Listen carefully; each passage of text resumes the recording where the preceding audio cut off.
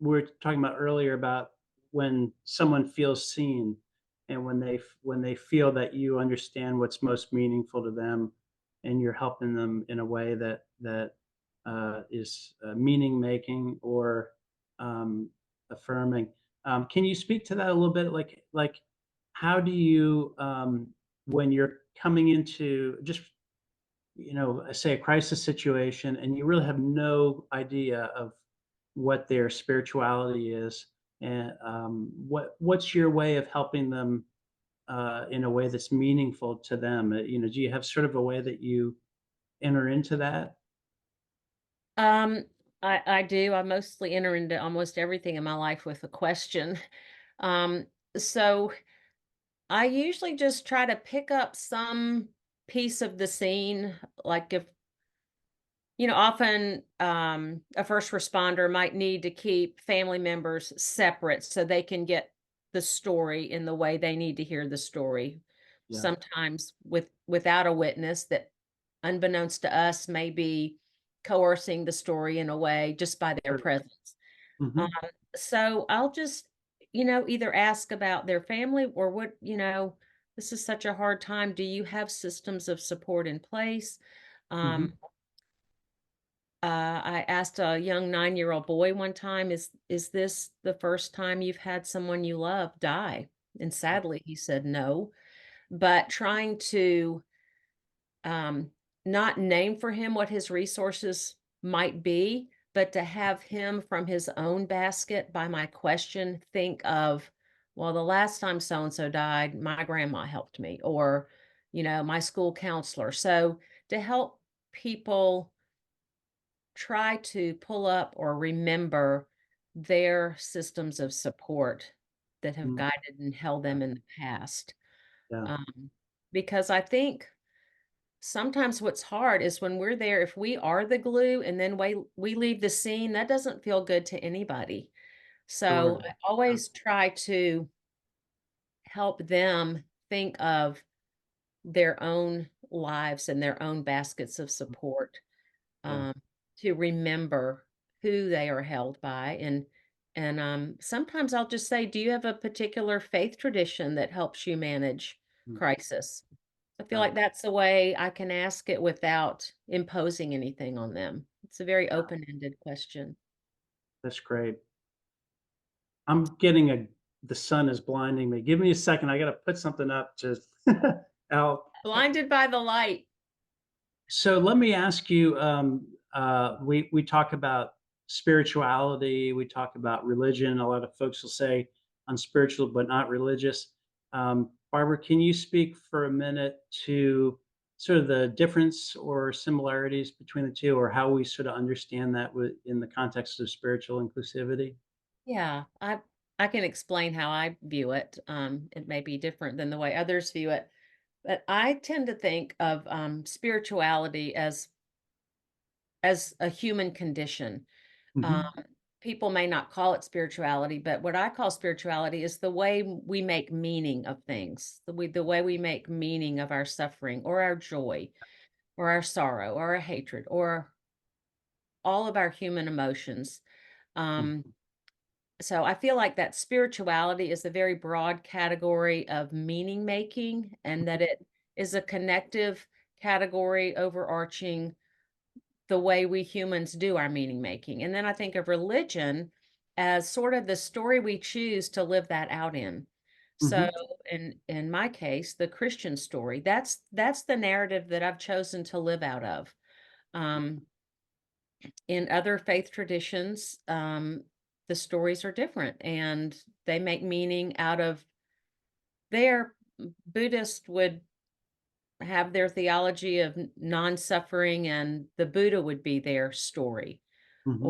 um, Hagar and Abraham, the Islam story would come out of that. Hmm. Um, so I feel like religion often has a creed or a doctrine or a philosophy attached to it, and Yeah. spirituality feels to me more like, how do we make sense of the human condition? Mhm. Mm. Um, Yeah. and so to approach spirituality as an invitation and not something to be needing to defend against. Hmm. Um, uh, I think sometimes difference can bring out a fear response in us and a need to promote our view to Hmm. counterbalance Sure. the other view. And I think if we can get a little bit out of our doctrinal creedal mentality, that we can see underneath that all of Hmm. us all of us suffer, all of us die, all of us accompany in one way or another people who die. And so to hold each other with great compassion around whichever story someone has chosen to live out of, to deal with what is a human condition, not a Hmm. religious condition. Yeah. Um, I love the story of Howard Thurman from Jesus and the Disinherited. This Mm. is I know you have an attachment to One of this the book. classics. Yeah. Uh, Martin Luther King was a protege of Thurman, and Thurman and his wife, Sue Bailey Thurman, who was his partner in marriage but also in ministry, they went over to India to speak with Gandhi about peaceful protest and nonviolent resistance. And there, Gandhi and Thurman are having tea, one of three tea sessions, and Gandhi says, "How can you call yourself a Christian when in your own country your people can't even worship Mm. with the white people?" And it really stirred up a lot in Thurman. And I think that is the question that this book ended up coming Mm. out of. Yeah. Um, like how did Christianity and colonialism co-opt the Christian religion to make it about power and authority and excluding Hmm. people, particularly in this case, Black people. Mm. And so he came up with the phrase, the religion of Jesus, Mm. um, following the tenets of Jesus. And so, of course, those are included in Christianity. But I think that's a good example of the nuanced difference between spirituality and religion. Mm. When our religions begin to exclude and they become agents of power and authority and overpowering others, that is not the message of Jesus. I mean, we've got so much biblical precedence for, the Samaritan woman was an outsider. Hmm. She taught Jesus. And Yeah. there are multiple examples of, I mean, the Magi were Zoroastrians, is that how you say it? They were from a Yeah. different culture, a different Yeah. religion. Here they come and they see the star, bless the child, then they go back to what they were doing before. Yeah. So there's a wider lens that we can hold and not feel so possessive.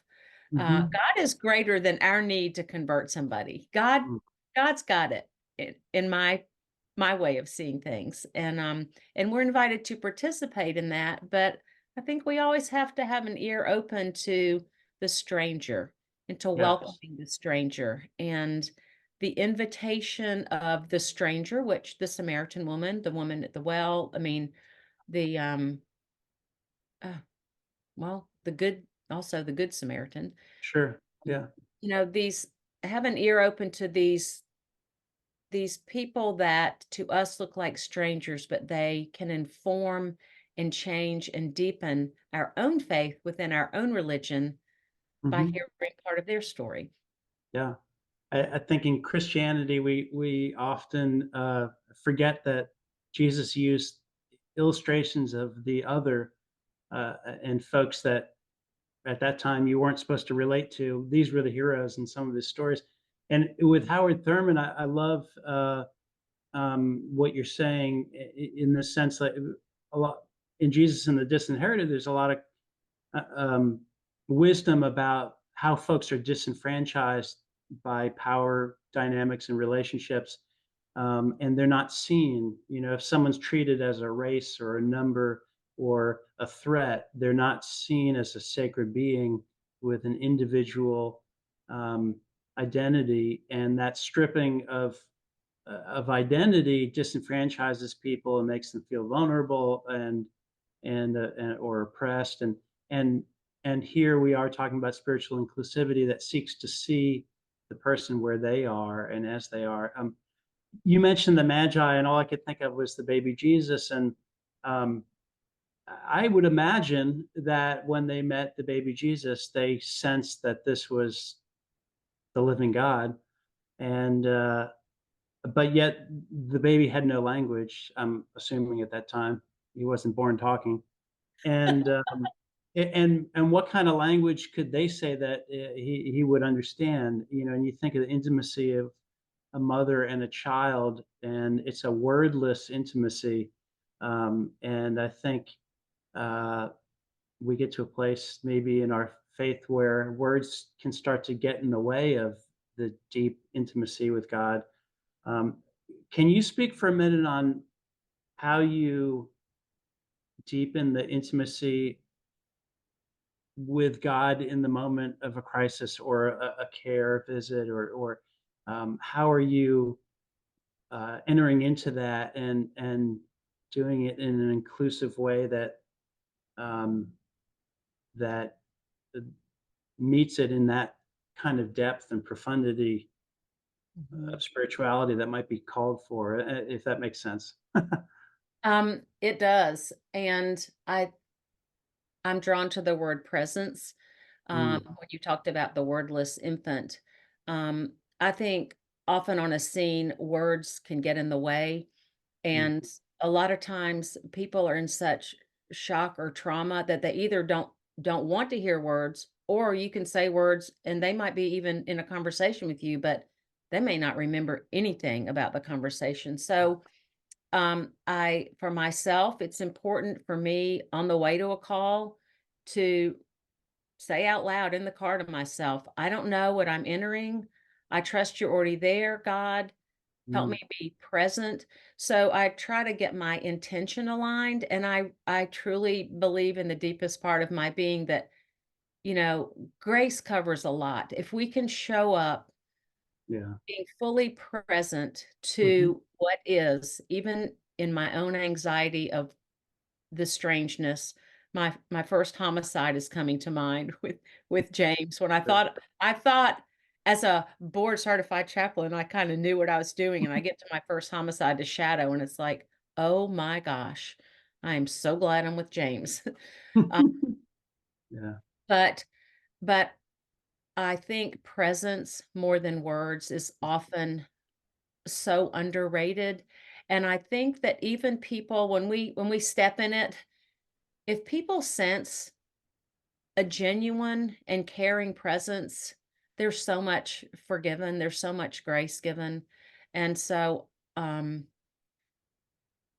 feel like I'm starting to ramble, but I'm trying to articulate that our presence is meaningful beyond ways in which we might be able to understand that. yeah, Someone senses your presence more than your words. Someone can sense energetically if you are connecting with them.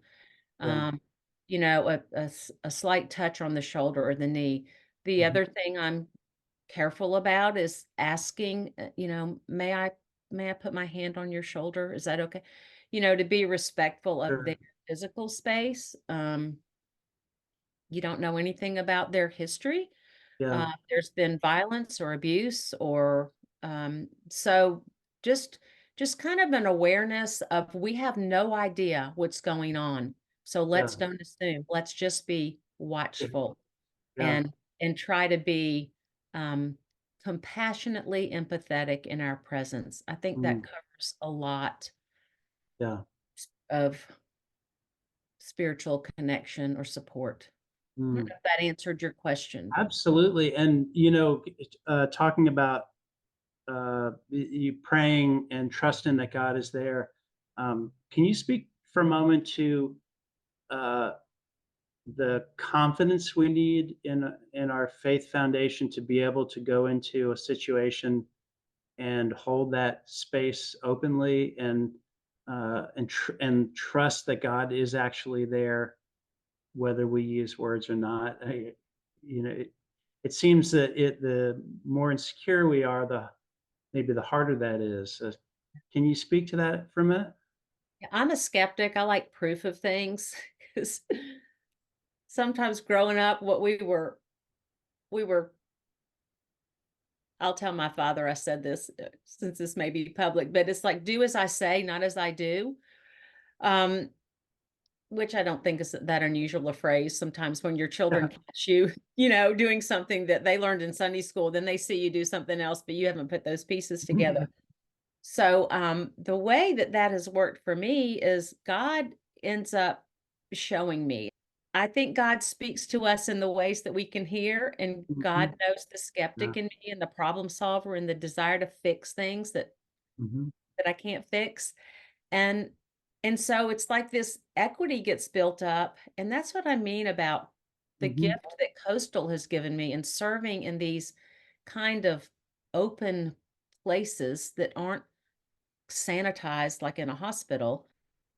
I don't know how else to explain that other than Yeah. God was saying, "Barbara, I got this covered. I'm here."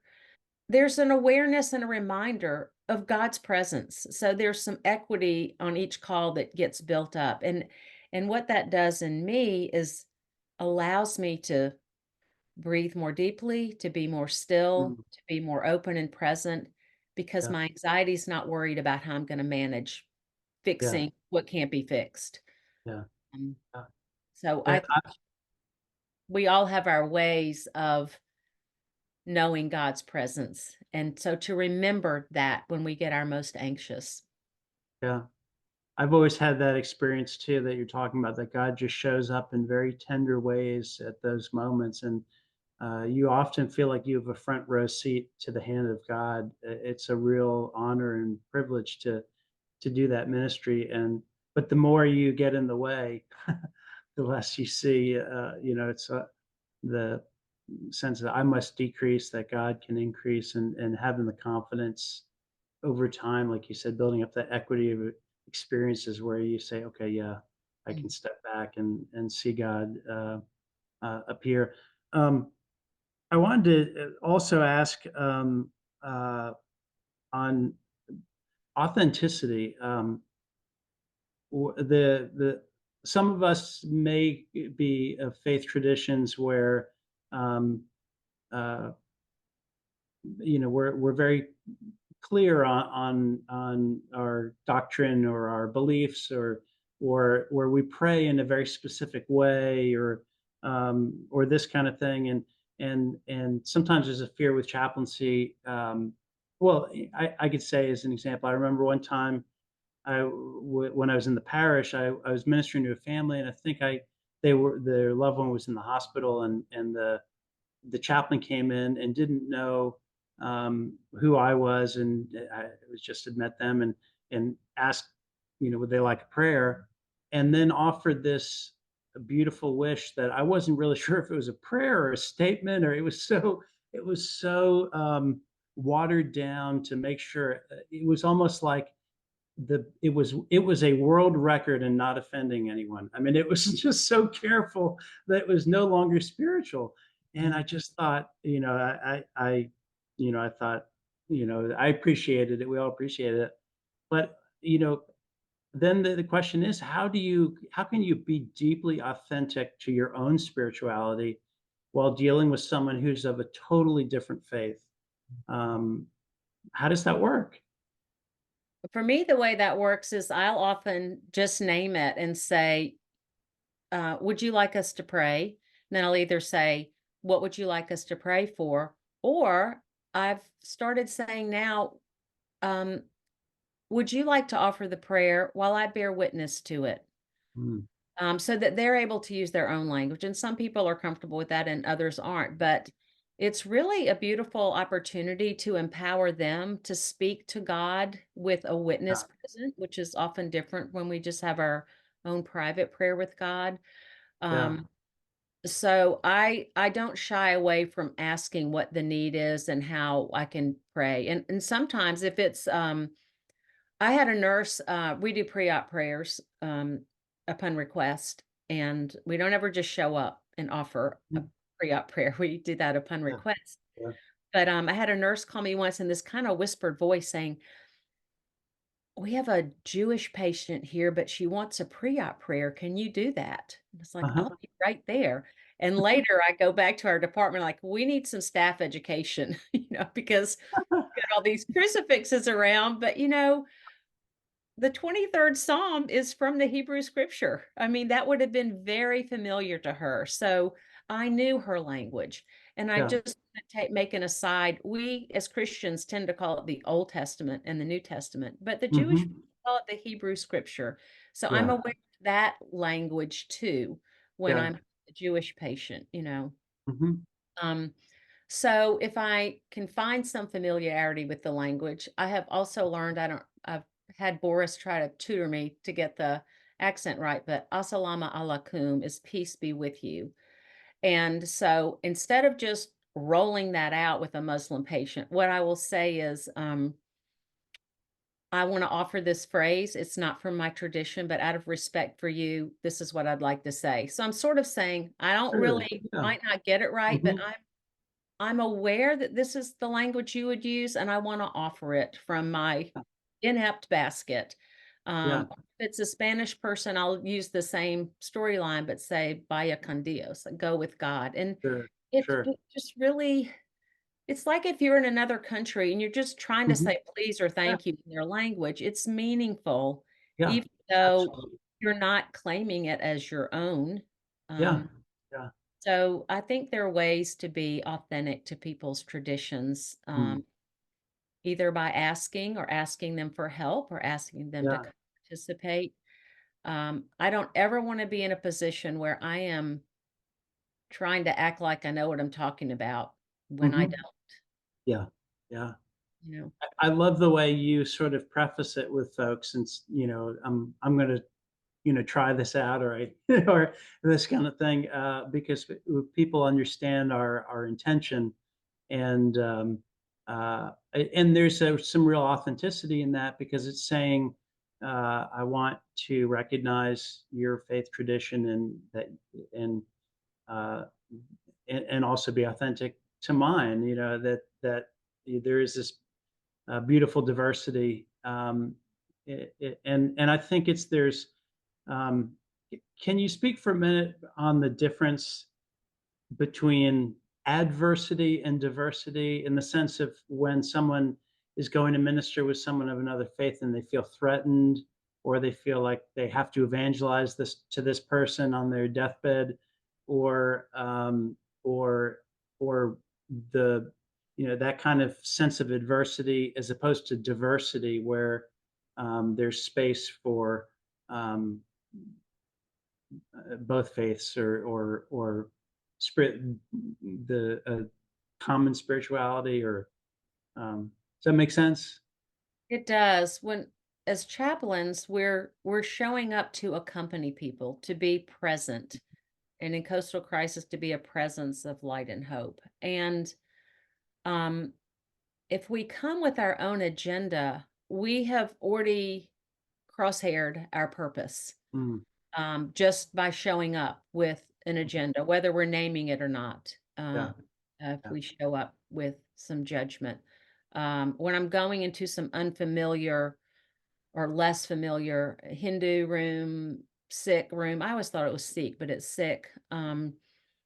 Buddhist, Wiccan. I got called to a Wiccan person practicing Wiccan, which is a theology of nature. Mhm. Um, but sometimes I'll be aware of like, they don't have it right, or I don't know what to say. I mean, usually my negativity comes out of an anxious place, not a mean For place. us all, yeah. But but I try to just remember that my presence to be open to what their belief is. So if we show up with an agenda or a doctrine that we're invested in them believing in or taking on, then we are creating adversity. We are not creating a ministry of presence or Yeah, light or hope. And it makes them feel much more lonely than they did before you even showed mm, up. yeah, yeah, So if we can just open, even if you have, I kind of call it some of the wackadoodle ideas. I mean, things that just morally aren't right. Take yeah. religion out of it, but a lot of times those people may be struggling with some mental illness. Um, Mhm. so we don't even know what's going on in their minds, but trusting that God is present with them. So even when there are these kind of really crazy, I'm using that word lightly, but Sure. also intentionally, Yeah. um, then I still wanna be a holding place for that person, and I follow their storyline Yeah. and ask Yeah. them how that tell me how that makes meaning for you, or how, Mhm. um I just try to engage with them on their level of storytelling, and so that, to me, feels like a way to honor their diversity, either diversity of thinking, diversity of religion, diversity of sexual orientation, diversity of race. I mean, there's so much diversity, and we can't look at creation without realizing the creator believed in diversity. I mean, Yeah. it's Yeah. everywhere. So, Mhm. that invitation feels very broad and inviting to me, Yeah. and I try to be aware of my inside gut reaction if I feel some kind of catch. Mhm. I just noted at the time, I don't go down that rabbit hole, but later Yeah. I realized I have my own work to do. What did this touch off in me that I felt a need to have a Sure. reflex come up? Yeah. In that way, the diversity is often a gift to me to take me deeper into what my belief system is. Mhm. I know when I started seminary, one of the professors said, um, "A lot of you people are from the South, and I don't think I'd be misquoting anyone to say somebody's grandmother in this classroom didn't say, 'Don't let them take your Jesus away.'" But part of the dismantling of our tenets of faith sometimes are God's way of helping us have a deeper relationship with God Yeah. inside of the tenets of that faith, and helping us learn in deeper ways what our own faith means to us while we're able to Sure. hold others. Oh, Yeah. one of the books that I also was looking through before this talk is Holy Envy by Mm. Barbara Brown Taylor. She's an Yeah. Episcopal priest, but she she retired from the priesthood and went to teach world religions in a college up in North Georgia, a very rural setting. And she talks about the gift and the challenge to her faith of learning about all these world religions. And she realized she had holy envy of some of the practices of other Yeah. religions, but it also deepened her own faith in her chosen story, the Christian Yeah. religion. So That's beautiful. we can look at diversity as a gift, and if we forget that in a Yeah. on the in a crisis scene or in a hospital or in a family system, then Mhm. go look outside for 5 minutes. Walk around and look how many different plants and trees Yeah. and colors and insects, and Mhm. there's diversity, And holding all of it.